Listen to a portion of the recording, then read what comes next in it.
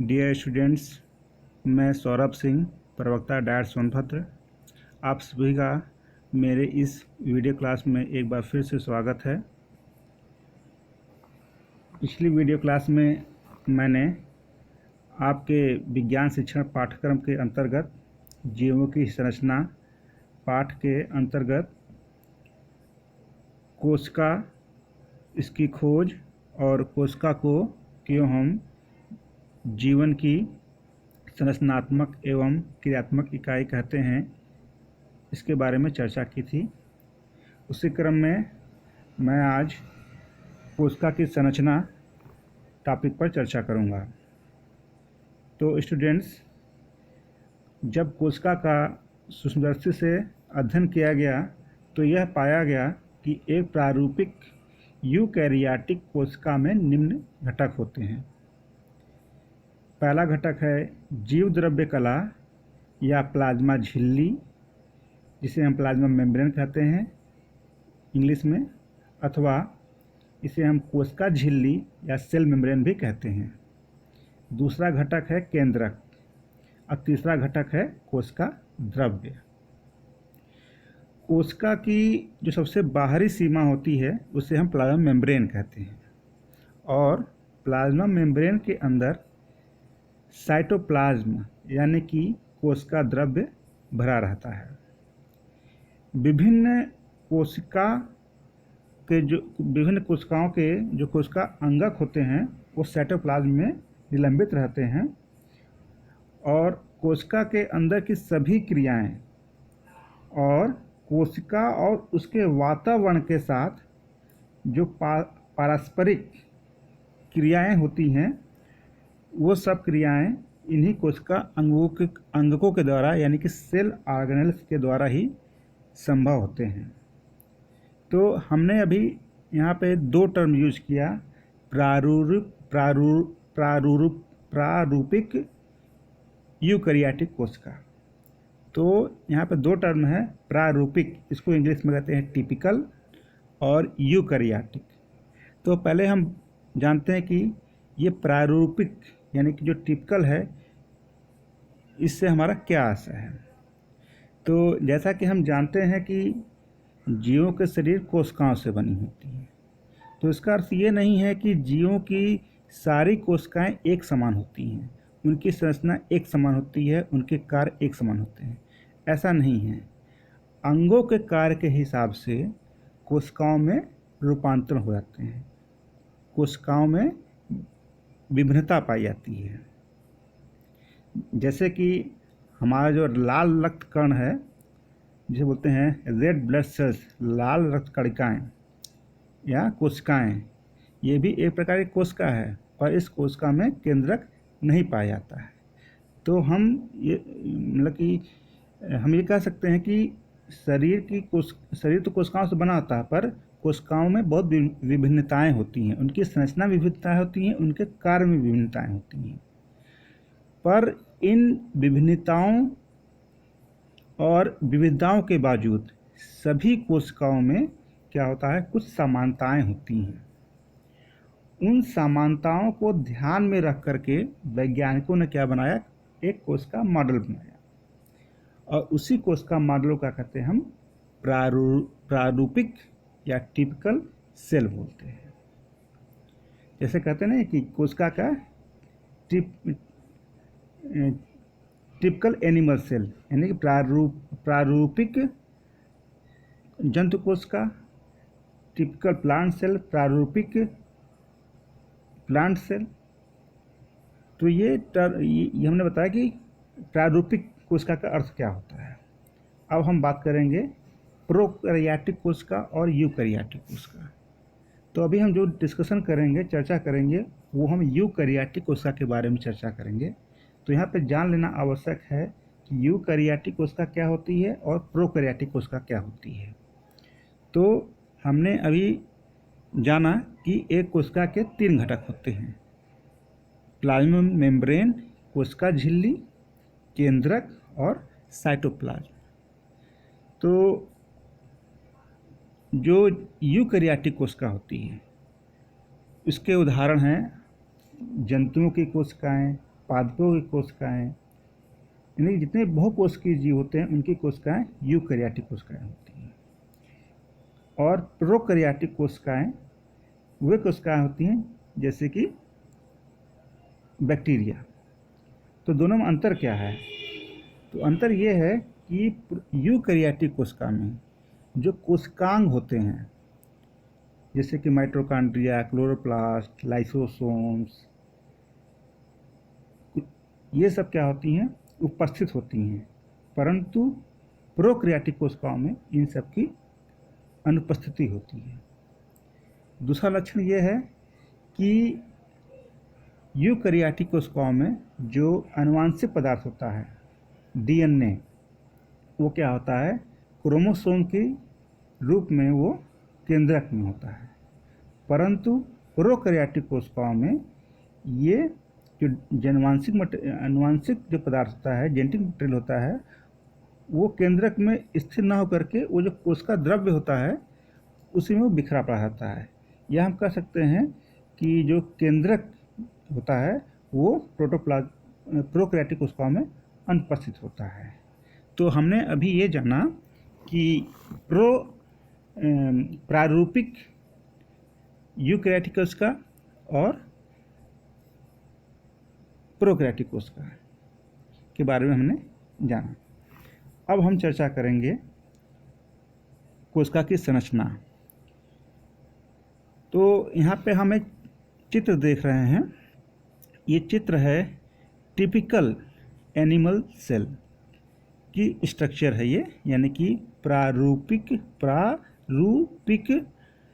जंतु कोशिका की संरचना है ये। तो इसमें हम देख रहे हैं कि जो सबसे बाहरी जो संरचना है कोशिका की वो है सेल मेम्ब्रेन या प्लाज्मा मेम्ब्रेन। ये बैंगनी रंग की द्विस्तरीय संरचना दिखाई दे रही है। उसके अंदर क्या है? जो हल्के बैंगनी रंग की जो द्रव्य भरा हुआ है वो है साइटोप्लाज्म। उसके अंदर साइटोप्लाज्म में आप देख रहे हैं विभिन्न प्रकार के कोशिकांग बिखरे पड़े हैं इधर उधर। तो सबसे पहले आपको दिखाई दे रहा है चप्पल के आकार का जो लाल रंग की संरचना दिखाई दे रही हैं वो है माइटोकॉन्ड्रिया। उसके बाद आप बीच में देख रहे हैं जो गाढ़े बैंगनी रंग का है वो केंद्रक है। केंद्रक जुड़ा हुआ है एंडोप्लाज्मिक रेटिकुलम से। एंडोप्लाज्मिक रेटिकुलम दो प्रकार के हैं, एक दानेदार एंडोप्लाज्मिक रेटिकुलम और एक चिकनी सतह वाले एंडोप्लाज्मिक रेटिकुलम। और एंडोप्लाज्मिक रेटिकुलम देख रहे हैं आप, केंद्रिका के जो केंद्रक है, केंद्रक की जो वो वाल है, यानी कि इन्वोलप बोलते हैं, न्यूक्लियर इन्वोलप से जुड़ा हुआ है। उसके बाद आप देख रहे हैं कि इसमें एक नीले रंग के तारे के आकार की संरचना है, उसे हम सेंट्रोसोम बोलते हैं।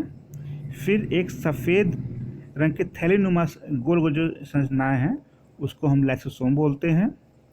फिर स्मूथ एंडोप्लाज्मिक रेटिकुलम के पास गाल्गी अपरेटस है और इसमें क्या है? एक छोटा सा वैक्यूल है। तो ये टिपिकल एनिमल सेल की संरचना है। और आप दूसरा एक चित्र देख रहे हैं, ये टिपिकल प्लांट सेल की संरचना है ये। तो इसमें भी वही सेल ऑर्गेनेल, मतलब कि जो कोशिकांग होते हैं, सेल ऑर्गेनेल होते हैं, वही हैं जो कि जंतु कोशिका में हैं, परंतु यहाँ पे तीन विभिन्नताएं हैं। यहाँ पे आप देख रहे हैं कि जो प्लाज्मा मेम्ब्रेन है उसके बाहर क्या है? कोशिका भित्ति है, सेल वाल है। फिर यहाँ पे एक दूसरा अंतर ये है कि इसमें एक बड़ा सा वैक्यूल दिखाई दे रहा है जो कि जंतु कोशिका में अनुपस्थित था।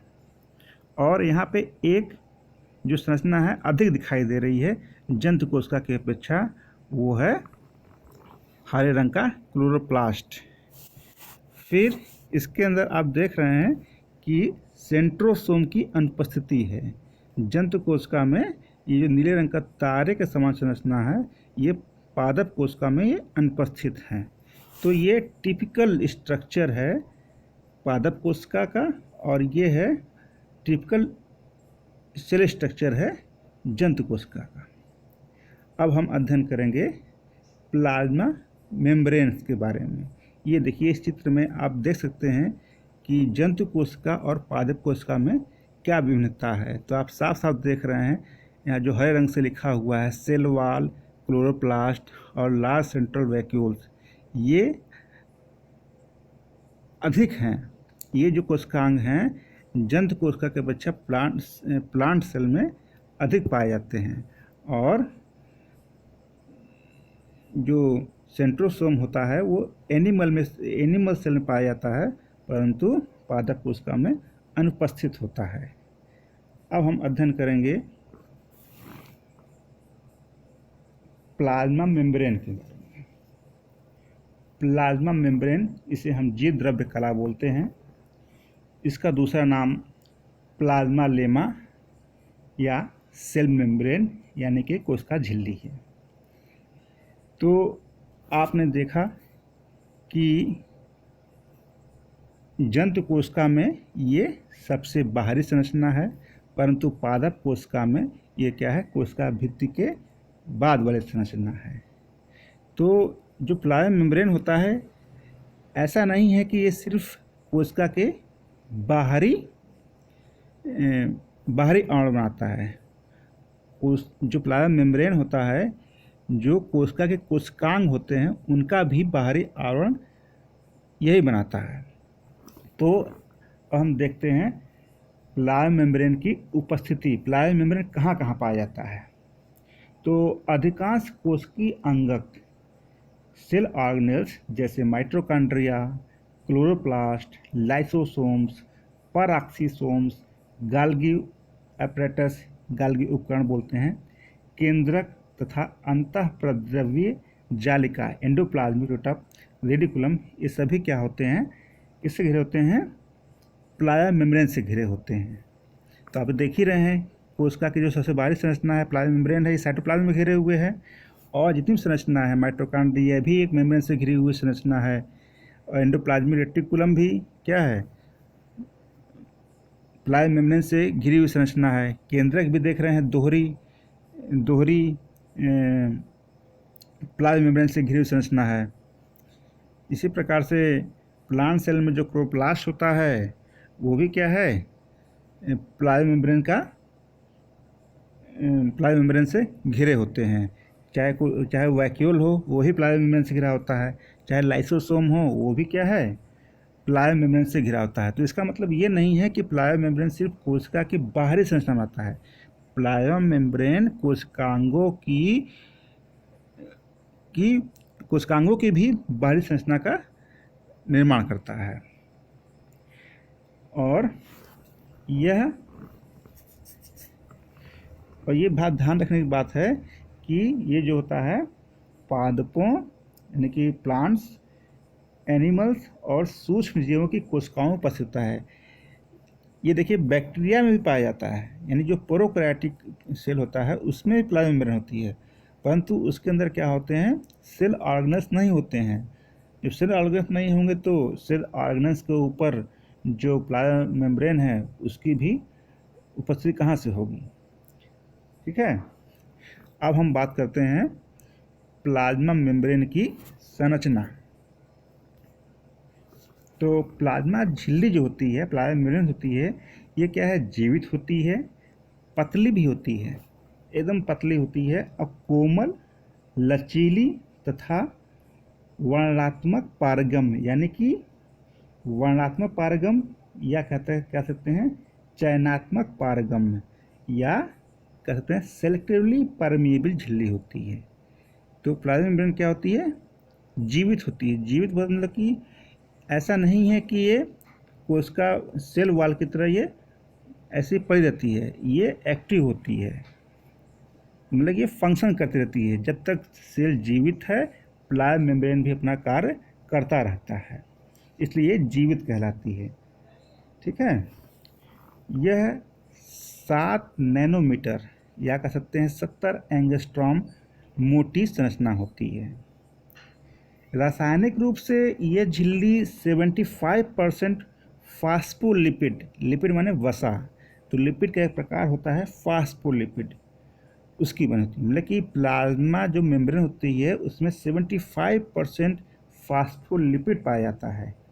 इसके अतिरिक्त झिल्ली में क्या होता है, प्रोटीन्स होते हैं। आप देख रहे हैं ये दो लेयर है, जो पीले रंग की जो ऊपर नीचे संरचनाएं हैं गोल गोल, और उसमें पूंछ निकली हुई है, इसको बोलते हैं हेड। तो ऊपर वाला हिस्सा है उसको हेड बोलते हैं, और जो पूंछ का हिस्सा निकला हुआ है टेल बोलते हैं। ये फास्फोलिपिड लेयर है ये। और फास्फोलिपिड के अलावा प्लाज्मा मेम्ब्रेन में क्या पाई जाती हैं, प्रोटीन पाई जाती हैं, कोलेस्ट्रॉल पाया जाता है, और पॉलीसैकेराइड्स, देखिए कार्बोहाइड्रेट चेन भी दिखाई दे रहे हैं। ठीक है, तो रासायनिक रूप से जो प्लाज्मा मेम्ब्रेन होती है ये फास्फोलिपिड बाई लेयर, फास्फोलिपिड की 2 लेयर की बनी होती है, और इसके अंदर क्या होता है, प्रोटीन्स, कोलेस्ट्रॉल और कार्बोहाइड्रेट चेन भी धसे रहते हैं। प्लाज्मा झिल्ली फास्फोलिपिड के बाइलेयर की बनी होती है, जैसे मैंने बताया। इसमें देख रहे हैं 2 प्रकार के प्रोटीन अणु फास्फोलिपिड में क्या है, धसे रहते हैं। यहाँ पे क्या है, 2 प्रकार के फास्फोलिपिड। एक देख रहे हैं कि एक ऐसा प्रोटीन है जो कि फास्फोलिपिड बाइलेयर के आर पार हो चुका है, आर पार दिखाई दे रहा है, और एक ऐसा प्रोटीन है जो कि फास्फोलिपिड बाइलेयर के बाहरी साइड में है और आंतरिक साइड में है, यानी कि साइटोप्लाज्म की तरफ है, और कुछ प्रोटीन क्या है, बाहरी वातावरण की तरफ है, मतलब कोशिका की बाहरी वातावरण की तरफ है। तो वे प्रोटीन जो फास्फोलिपिड बाइलेयर में धसी हुई हैं उसको हम बोलते हैं आंतर प्रोटीन, या इंट्रिंसिक प्रोटीन, या इंटीग्रल प्रोटीन बोलते हैं। तथा इसमें वे प्रोटीन जो लिपिड झिल्ली के या तो बाह्य पृष्ठ या आंतरिक पृष्ठ पाए जाते हैं उसको हम बोलते हैं एक्सट्रिंसिक प्रोटीन, या बाह्य प्रोटीन, या इसको बोलते हैं हम पेरिफेरल प्रोटीन बोलते हैं। तो हम देख रहे हैं कि जो प्लाज्मा मेम्ब्रेन है 7 नैनोमीटर मोटी फास्फोलिपिड बाइलेयर की बनी हुई संरचना है, और इस बाइलेयर में क्या है कि 2 प्रकार के प्रोटीन पाए जाते हैं, धसे रहते हैं। एक प्रोटीन ऐसा होता है जो फास्फोलिपिड बाइलेयर के आर पार होता है, इसको हम बोलते हैं इंटीग्रल प्रोटीन, एक्सट्रिंसिक प्रोटीन, या आंतर प्रोटीन बोलते हैं। और जो बाहरी प्लाज्मा मेम्ब्रेन के बाहरी स्तर और मतलब बाह्य पृष्ठ और आंतरिक पृष्ठ पाए जाते हैं उसको हम बोलते हैं क्या, एक्सट्रिंसिक प्रोटीन, या पेरिफेरल प्रोटीन, या बाह्य प्रोटीन। अब हम बात करते हैं, तो हमने प्लाज्मा मेम्ब्रेन कहाँ कहाँ पाई जाती है, उसकी संरचना कैसी होती है। अब हम बात करेंगे इसका प्रकार क्या है, इसका कार्य क्या है, what is the function of plasma membrane. तो आप जान रहे हैं कि प्लाज्मा मेम्ब्रेन क्या है, कोशिका की सबसे बाहरी आवरण, कोशिका का सबसे बाहरी आवरण है, साथ ही साथ कोशिकांगों का भी बाहरी आवरण है। तो चूँकि बाहरी आवरण है तो इसका काम क्या होगा कि ये जो कोशिकाओं को बाहरी आघातों से, जो बाहरी कहते हैं बाहरी चोटों से या आघातों से क्या करती है, कोशिका की रक्षा करती है। नहीं तो क्या होगा कि अगर कोई चोट लगेगी तो क्या होगा, सेल मेम्ब्रेन फट जाएगी और कोशिका द्रव्य या प्रोटोप्लाज्म या साइटोप्लाज्म बाहर निकल जाएगा, और इसकी वजह से क्या होगा, सेल डेड हो जाएगा। यह क्या करता है, जंतु कोशिका को निश्चित आकृति प्रदान करती है। जैसा कोई जानते हैं कि जंतु कोशिका में क्या है, सेल वॉल एब्सेंट होती है, सेल वॉल नहीं होती है, इसलिए क्या करता है, इसमें प्लाज्मा मेम्ब्रेन ही कोशिका को क्या करता है, एक निश्चित आकार देता है। गोलाकार होगा, अंडाकार होगा, आयताकार होगा, वर्गाकार होगा। सेल का आकार कैसा होगा, क्या करती है, ये डिसाइड कौन करता है? प्लाज्मा मेम्ब्रेन करती है। हमने यही बताया था कि प्लाज्मा मेम्ब्रेन क्या है? चयनात्मक पारगम है या वर्णात्मक पारगम है, या इसे कहते हैं सिलेक्टिव परमेबल है। क्यों कहते हैं, इसके बारे में चर्चा करते हैं। प्लाज्मा झिल्ली कोशिका में प्रवेश करने वाले व बाहर जाने वाले पदार्थों पर नियंत्रण करती है कि किस बायोमॉलिक्यूल को, बायोमॉलिक्यूल जैसे पानी है, ग्लूकोज है, प्रोटीन है, लिपिड्स है, डीएनए मॉलिक्यूल्स हैं, आरएनए मॉलिक्यूल्स हैं, किस पदार्थ को कोशिका के अंदर आना है और किस पदार्थ को कोशिका के बाहर जाना है, इस पर कौन नियंत्रण करता है? कोशिका का सेल मेम्ब्रेन, प्लाज्मा मेम्ब्रेन। ये नियंत्रित करता है कौन? मतलब किस पदार्थ को कोशिका के अंदर आना है, किस पदार्थ को बाहर जाना है, इसको डिसाइड कौन करती है? प्लाज्मा मेम्ब्रेन करती है। यह कुछ पदार्थों को अंदर व बाहर आने जाने देता है तथा अन्य पदार्थों के गति को रोकती है। जैसे कोई टॉक्सिन आ रहा है, जैसे हमारे सेल के आसपास कोई जहरीली पदार्थ हैं, तो अगर उस पर कंट्रोल नहीं करेगा क्या होगा? तो कोशिका के अंदर आएगा और सारे कोशिकांगों को नष्ट कर देगा। जब कोशिकांग नष्ट हो जाएंगे तो कोशिका नष्ट हो जाएगी, कोशिका नष्ट हो जाएगी तो पूरा जीव धीरे धीरे क्या होगा? पूरे जीव को ही जीव का जीवन ही खतरे में पड़ जाएगा। तो चूंकि ये क्या करती है? कुछ पदार्थों को अंदर व बाहर आने जा जाती हैं तथा कुछ पदार्थों को क्या करती है? उनकी गति को रोकती है। इसीलिए इसको हम क्या बोलते हैं? वर्णात्मक या चयनात्मक या सेलेक्टिवली परमेबल झिल्ली भी कहते हैं। तो ये हमने भी जाना कोशिका झिल्ली के बारे में या प्लाज्मा मेम्ब्रेन के बारे में। इसमें हमने अध्ययन किया कि प्लाज्मा मेम्ब्रेन कहाँ कहाँ पाया जाता है, इसकी संरचना क्या होती है, इसके कार्य क्या होते हैं। अब हम बात करते हैं कोशिका भित्ति की। तो अभी हमने बताया था या चर्चा किया था कि जंतु कोशिका सबसे बाहरी संरचना होती है प्लाज्मा मेम्ब्रेन, परंतु पादप कोशिका में इसके अलावा भी एक और संरचना होती है। वो क्या होती है? कोशिका भित्ति, सेल वॉल। तो ये जैसे कि प्लाज्मा मेम्ब्रेन क्या था? जीवित था। ये कोशिका भित्ति क्या होता है? नॉन लिविंग होता है, ये निर्जीव होता है। यानी कि ये किसी पदार्थ को कंट्रोल नहीं करता, किस पदार्थ को जाना है, किस पदार्थ को कोशिका के बाहर से अंदर जाना है और किस पदार्थ को कोशिका के अंदर से बाहर जाना है, ये सब कंट्रोल नहीं करता है सेल वॉल। ये किसी भी पदार्थ को फ्रीली आने जाने देता है। ठीक है। तो सेल वॉल क्या होती है? पादप कोशिकाओं में एक रिगिड यानी कि सुदृढ़ कोशिका भित्ति होती है जो प्लाज्मा झिल्ली यानी कि प्लाज्मा मेम्ब्रेन के बाहर की ओर स्थित रहती है। अब देख रहे हैं कि जो हरे रंग की पतली सी जो बाहरी संरचना है उसके ऊपर क्या है? मोटी सी एक हरे रंग की संरचना है, वो क्या है? सेल वॉल है। सेल वॉल के नीचे क्या है? पतला सा क्या है? हरे रंग का जो स्ट्रक्चर है वो क्या है? Plasma membrane. और ये क्या होता है? जंतु कोशिका में नहीं पाया जाता है और ये सिर्फ पादप कोशिका में ही नहीं, ये कहाँ कहाँ पाया जाता है? कवक यानी कि फंजाई की सेल वॉल में भी पाया जाता है और जीवाणु जो कि क्या है? प्रोकैरियोटिक ऑर्गेनिज्म है, उसमें भी इसकी उपस्थिति पाई जाती है और जंतु कोशिका में सीधी बात ही अनुपस्थित रहती है।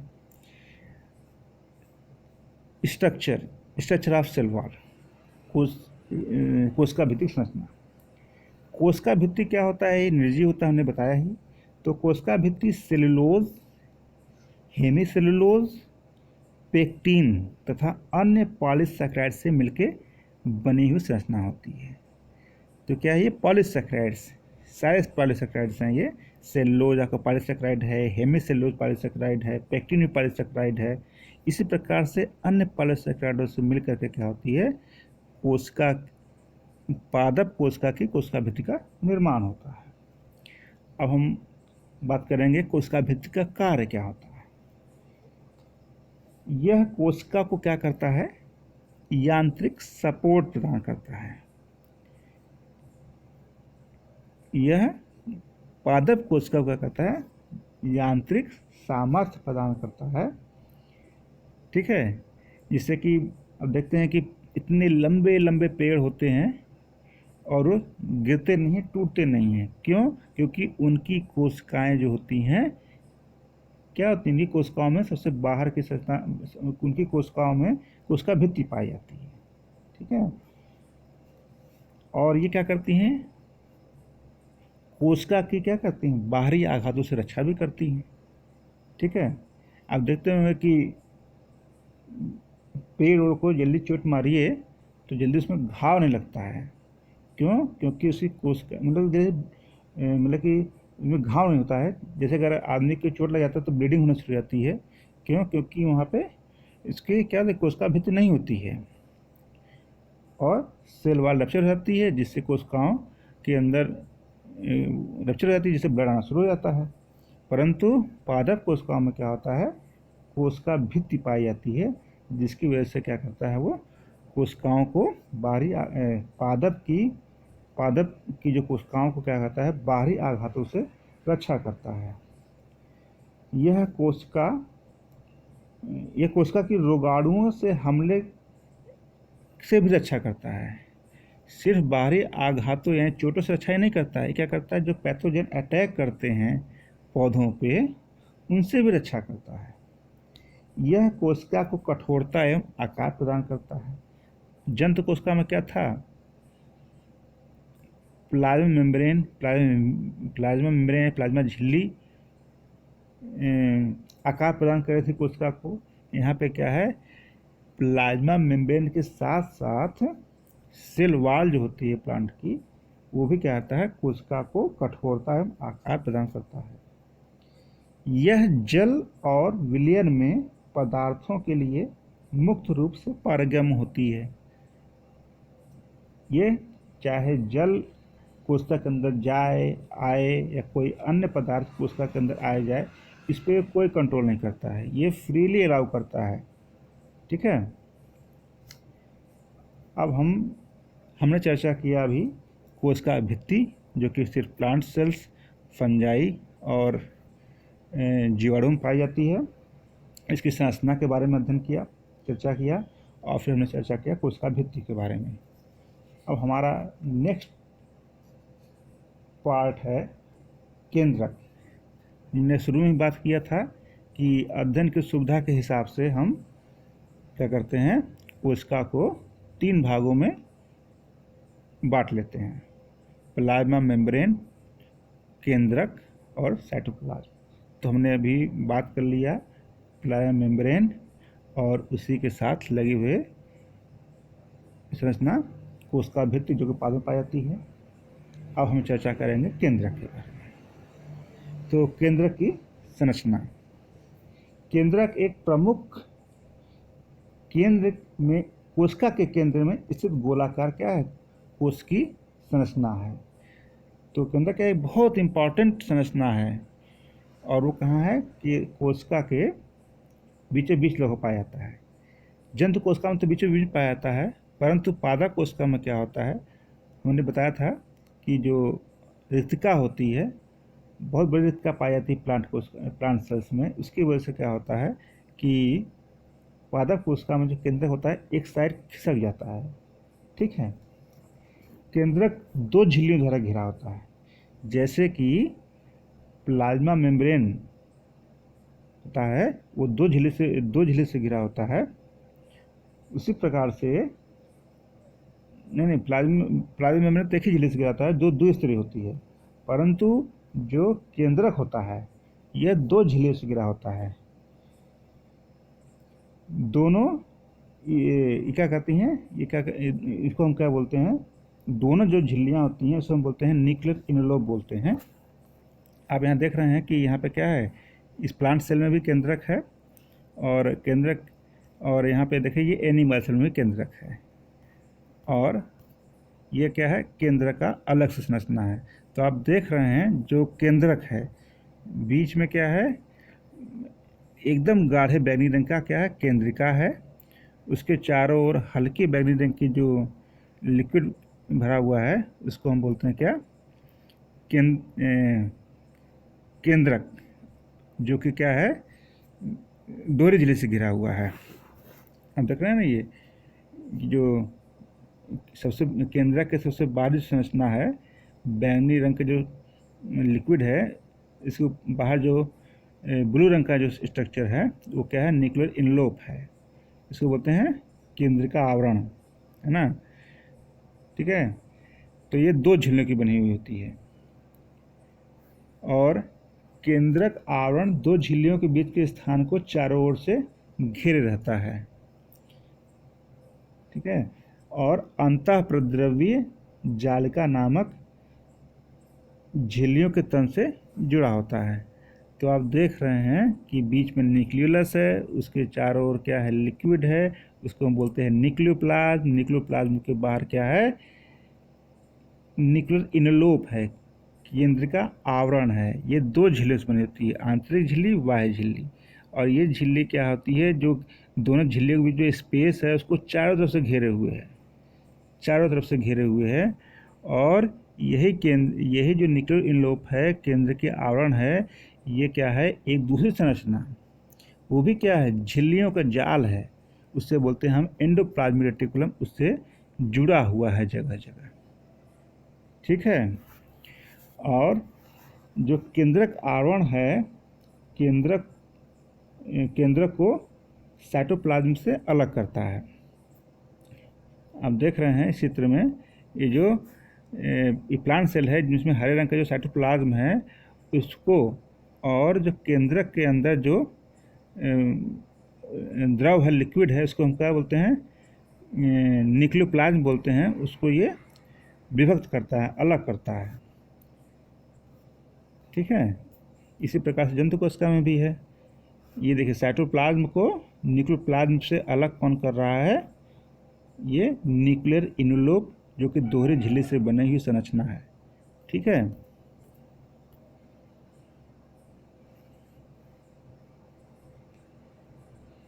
केंद्रीय के आवरण में क्या है, अनेक छिद्र होते हैं जिन्हें हम कहते हैं केंद्रक छिद्र बोलते हैं या न्यूक्लियर पोर बोलते हैं। अब देख रहे हैं दोहरी झिल्लियाँ की जो दोहरी झिल्ली जो केंद्रिका को घेरे हुए है, उसके बीच बीच में क्या है, स्पेस दिखाई दे रहे हैं। ये देखिए यहाँ पर लिखा हुआ न्यूक्लियर पोर, यानी कि केंद्रिका छिद्र है, इसे बोलते हैं। ठीक है, और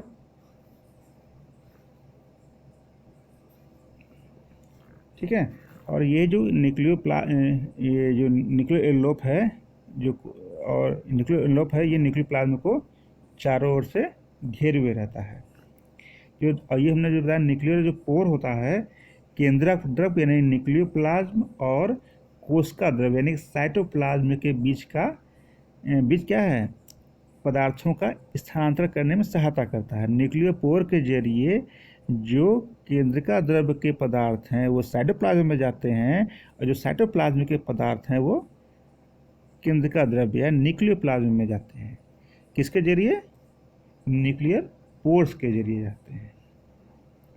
अब केंद्रक द्रव्य के अंदर देखिए 2 प्रकार की संरचना को दिखाई दे रही हैं।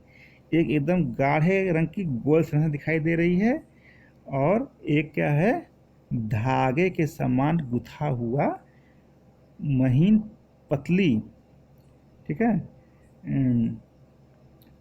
वो है धागे के समान, धागे से गुथा हुआ है, वो संरचना दिखाई दे रही है।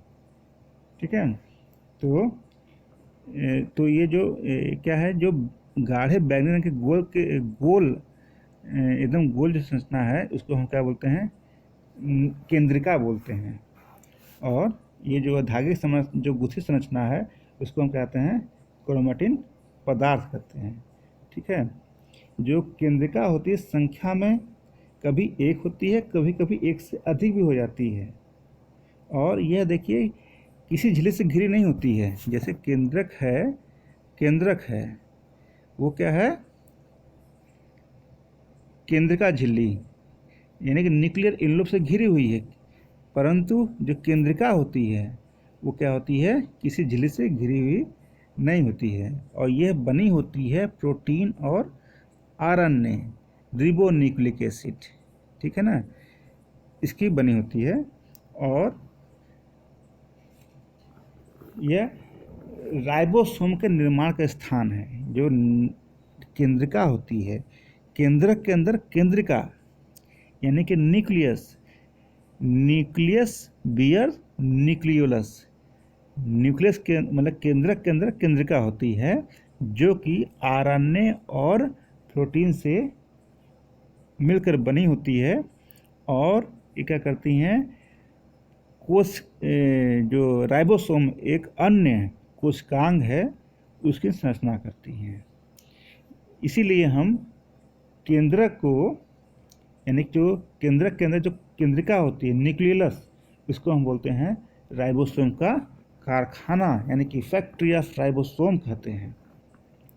अभी मैंने बताया कि न्यूक्लियस के अंदर यानी केंद्रक के अंदर दो संरचनाएं होती हैं। एक होता है केंद्रिका यानी कि न्यूक्लियस, दूसरी संरचना क्या है क्रोमेटिन मटेरियल, है ना, क्रोमेटिन पदार्थ, ठीक है।